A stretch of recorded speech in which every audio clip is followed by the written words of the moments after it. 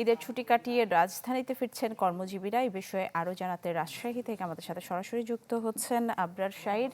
আবরার, ঢাকায় ফেরা মানুষের সংখ্যা কেমন দেখছেন? বাস স্ট্যান্ডগুলোতে ভিড় কেমন? 1, 2, 3 ঢাকায় জমি জিতে নিন 100% ক্যাশব্যাক সহ 20 কোটি টাকার পুরস্কার।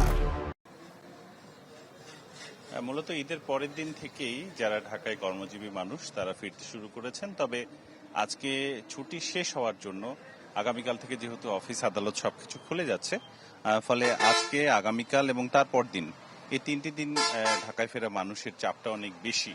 এই মুহূর্তে আমরা রয়েছি রাজশাহী যে ঢাকা বাস স্ট্যান্ড সেই জায়গাতে শিরোইল এলাকায়, এবং এখানে সকাল থেকে লক্ষ্য করা গেছে ঢাকায় ফেরা মানুষের চাপ অনেক বেশি। শুধু বাস না, বাসের টিকিট সংকট যেমন রয়েছে, আগে থেকে বুকিং যারা করেছিলেন তারাই শুধুমাত্র যেতে পারছে, নতুন করে কোনো টিকিট দেওয়া হচ্ছে না।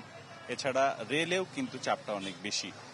সকাল থেকেই বনলতা, সিল্ক সিটি, পদ্মা, ধূমকেতু যে 4টি ট্রেন রয়েছে ঢাকায় যাওয়ার, সবগুলো ট্রেনেই অতিরিক্ত যাত্রী বহন করে নিয়ে গেছে এবং কোনো কোনো ক্ষেত্রে অতিরিক্ত কোচও লাগানো হয়েছে বলে জানিয়েছে রেল কর্তৃপক্ষ। ফলে যে চাপটি এখন লক্ষ্য করা যাচ্ছে এটি আগামী 2 থেকে 3 দিন অব্যাহত থাকবে। তবে 17 তারিখ থেকে কিছুটা কমতে পারে এই চাপ। তবে বাস মালিক সমিতি যেটি জানাচ্ছেন যে কোনো ধরনের যাত্রীদের ভোগান্তি কিন্তু নেই এখন পর্যন্ত ফেরার জন্য, কারণ ঢাকা থেকে ঈদে বাড়ি ফেরার যে চাপটা থাকে, ঢাকায় ফেরার জন্য ঈদের পর থেকে সেই চাপটা কিন্তু অতটা বেশি থাকে না, কারণ ঈদের পর দিন থেকেই মানুষজন ঢাকাতে ফিরতে শুরু করেন।